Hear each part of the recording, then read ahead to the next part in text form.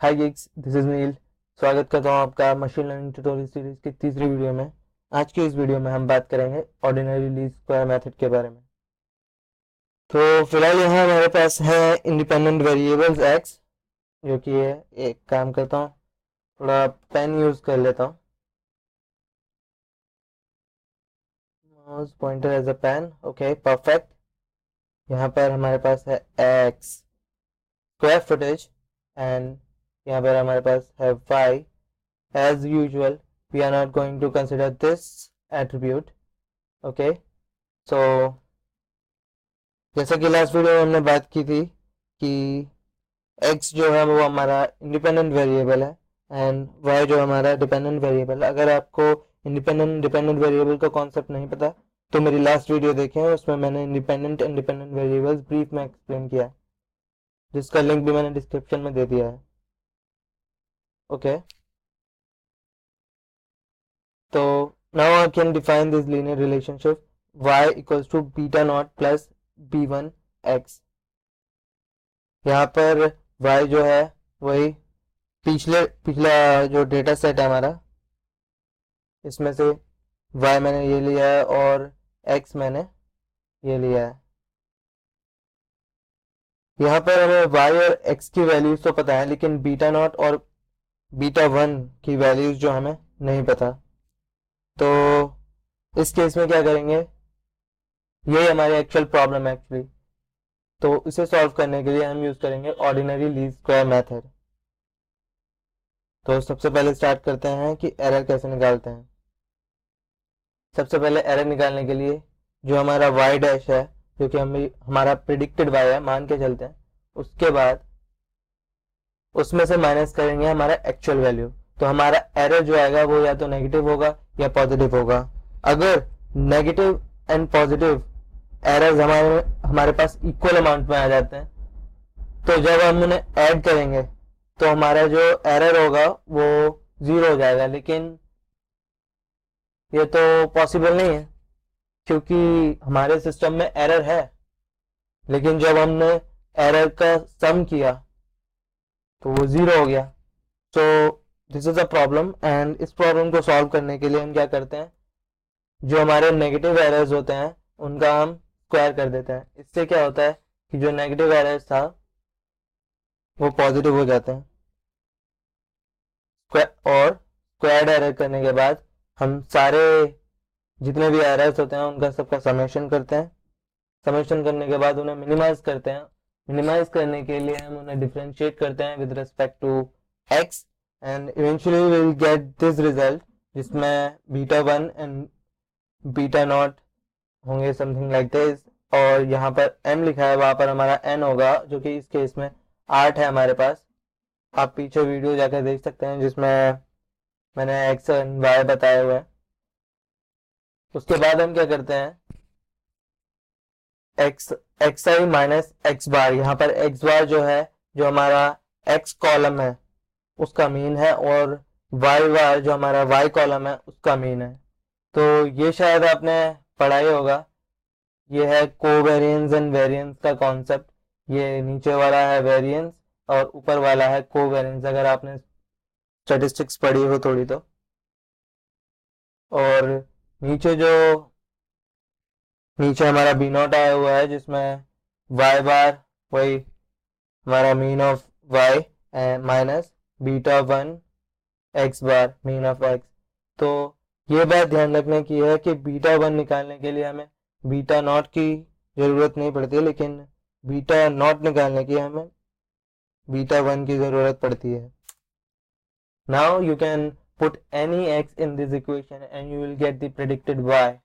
तो y dash equals to beta naught plus beta one X. Since हमने ये beta naught and beta one find कर चुके हैं, तो हम अब x कोई सी भी वैल्यू डालेंगे तो हमें y प्रेडिक्टेड y हमें मिल जाएगा। तो इससे पहले कुछ और चीज़ें मैं आपको दिखाना चाहता हूँ। सबसे पहले अगर आप इस मेथड के पीछे की जो मैथ्स है वो जानना चाहते हैं तो आप इस ब्लॉग को रेफर कर सकते हैं। काफ़ी अच्छे तरीके से समझाया हुआ है इन्होंने, काफ़ी एक्सपेंड करके। इसकी लिंक भी मैंने डिस्क्रिप्शन में दे दी है। दूसरे, ये वेबसाइट मुझे काफ़ी अच्छी लगी क्योंकि इससे आप अपने डेटा को विजुलाइज कर सकते हैं, नॉट डेटा को, जो आप मेथड यूज़ कर रहे हैं, OLS, ordinary least square method, इस उससे आप विजुलाइज कर सकते हैं। आप चाहें तो इस पॉइंट्स को उठा सकते हो और ये जो लाइन है वो एक्चुअली एकदम इस समय ये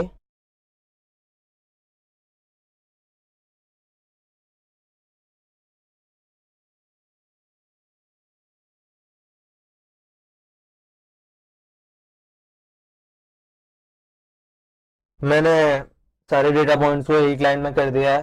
तो आप यहाँ देख सकते हैं कि ये जो इसका बीटा 1 वाला जो इसका कोफिशिएंट है वो 1 हो चुका है। And this is head size equals to height, यानी हाइट हमारा यहाँ पे वाई डैश का काम कर रहा है, हैंड साइज हमारा यहाँ एक्स का काम कर रहा है, 1 जो है हमारा क्या, हमारा बीटा 1 का काम कर रहा है, और ये हमारा वाई इंटरसेप्ट है -4.56। जैसा कि आप देख सकते हैं कि ये वाई यहाँ पॉजिटिव पॉजिटिव साइड में तो क्रॉस कर ही नहीं रहा है, अप्रोक्सीमेटली ये यहाँ -4.56 पर। तो ये काफ़ी विजुलाइजेशन के लिए ये वेबसाइट मुझे मिली, मुझे लगा आपको बतानी चाहिए। और दूसरी एक और वेबसाइट है विकी बुक्स करके, यहाँ पे भी मैंने देखा कि उन्होंने भी काफ़ी अच्छे ढंग से समझा रखा है और एक्सप्लेन भी किया हुआ है। तो this is for this video. Next हमारा है कोडिंग पार्ट। तो उससे पहले मैं आपको दिखा देना चाहता हूँ कि कैगल पर ये डेटा सेट मुझे मिला हेड ब्रेन करके, इसको मैं यूज़ करूँगा। Okay, we have to find, मैं काम कर रहा हूँ जुपिटर नोटबुक पर। जुपिटर नोटबुक आपके लिए नई है तो इसे कैसे इंस्टॉल करते हैं आप यूट्यूब पे देख सकते हैं, काफ़ी सारे वीडियोस अवेलेबल हैं। अगर आप चाहें तो मैं आपके लिए वीडियो बना सकता हूँ इसकी। तो सबसे पहले स्टार्ट करते हैं प्रीरिक्विजिट से।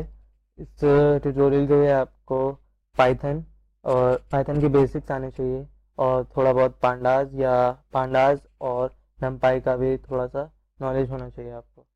तो स्टार्ट करते हैं। सबसे पहले इंपोर्ट पांडाज एज pd, ये हमें चाहिए डेटा फ्रेम्स के लिए, डेटा मैनिपुलेशन के लिए। एंड इंपोर्ट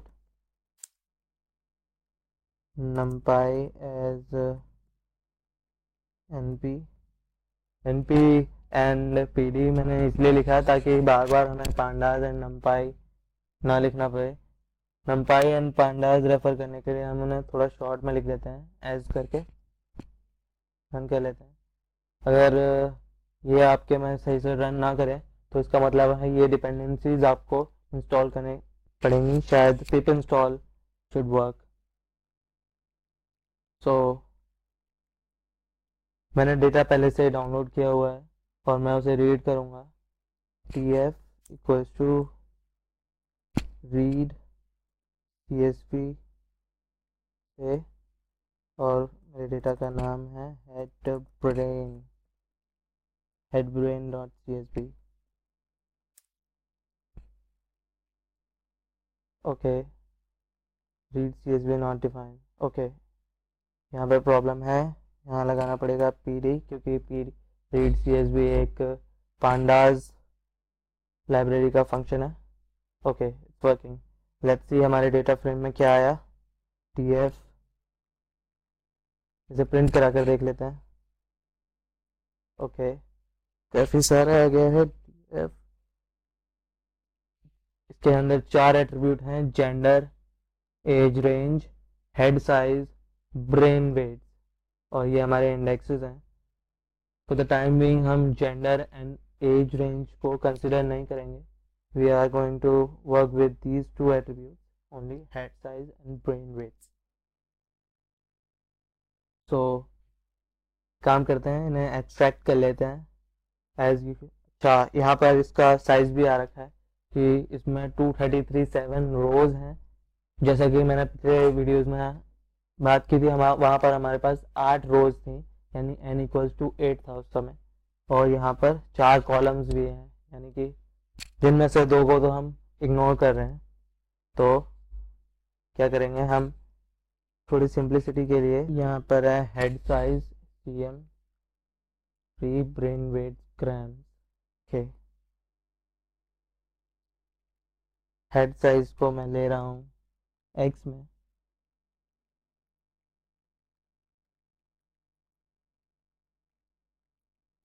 तो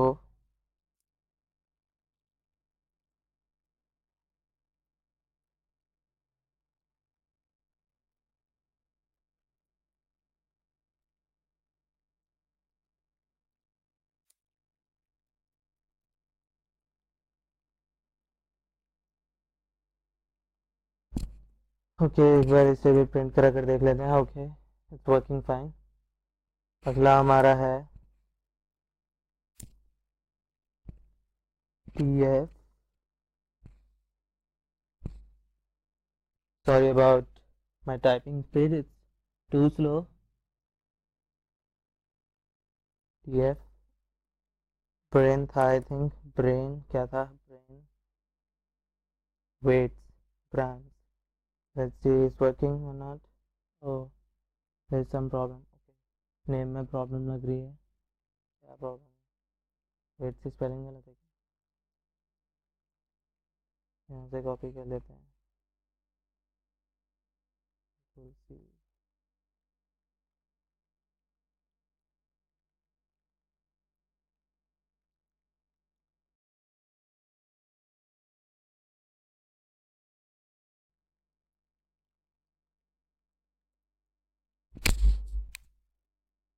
ओके, कभी कभी होता है, पहली पहली बार है। या, इट्स वर्किंग फाइन।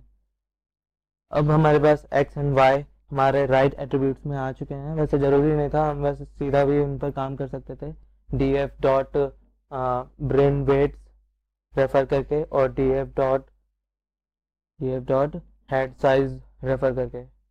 ओके, हमने प्रिंट कर लिया। तो सबसे पहला काम हमारा, जैसा कि आपने पीछे देखा था कि हमें मीन की ज़रूरत थी, हम सीधा B naught, beta naught and beta one find करने वाले हैं। तो उसके लिए हमें मीन की ज़रूरत पड़ेगी। तो एक्स मीन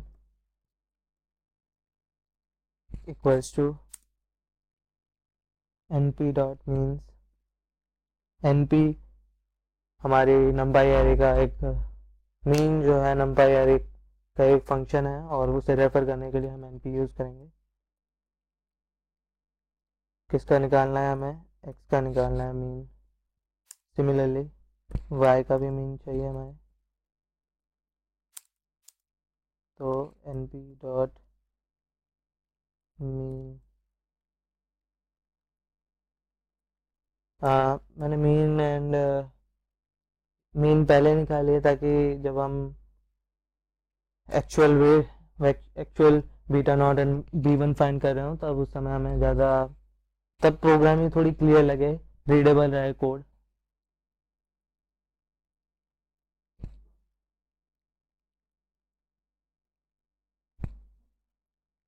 ओके,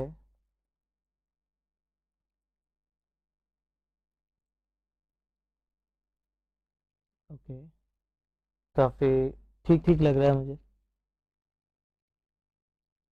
नेक्स्ट आता है, हाँ, एन की भी ज़रूरत पड़ेगी। लेंथ लेंथ फंक्शन हम यूज़ करते हैं एन के लिए। एक्स की लेंथ ले लेते हैं और वाई की लेंथ भी उसी के इक्वल है, ऐसा हम जानते हैं अगर। ओके, अब आता है हमारा न्यूमरेटर और डिनोमिनेटर को हमें अलग अलग कंप्यूट करना पड़ेगा, क्योंकि अगर क्योंकि उनका अलग अलग सम हमें चाहिए और उसके बाद उसे डिवाइड करना है। अब हमें यहाँ पर एक लूप लगाना पड़ेगा, for I in range N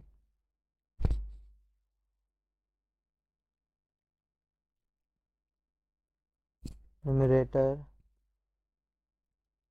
equals to, अगर आपको याद हो तो मैं आपको दिखा दूँ,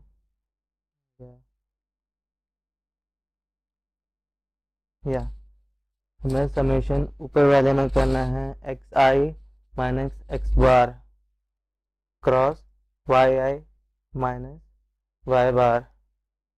ओके, तो X I minus X mean cross Y आई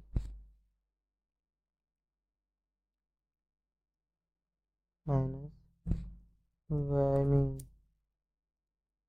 यहाँ पे न्यूमरेटर कंप्यूट हो जाएगा, डिनोमिनेटर यहाँ हमें सिर्फ एक्स आई माइनस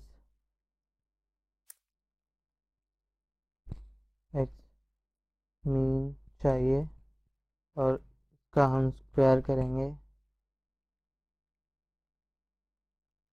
ये फंक्शन, ये डबल क्रॉस टू इसलिए यूज होता है ताकि उसका स्क्वायर हो सके। उसके बाद यहाँ ये फंक्शन ख़त्म होता है। अब हम अपना b1 कंप्यूट कर सकते हैं इससे, जो कि होता है हमारा numerator upon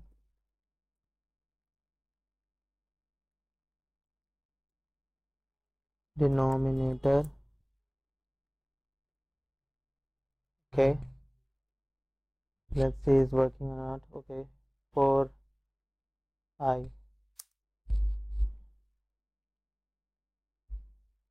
let's see v1 को प्रिंट करके देखते हैं। ओके, p0 कंप्यूट कर लेते हैं।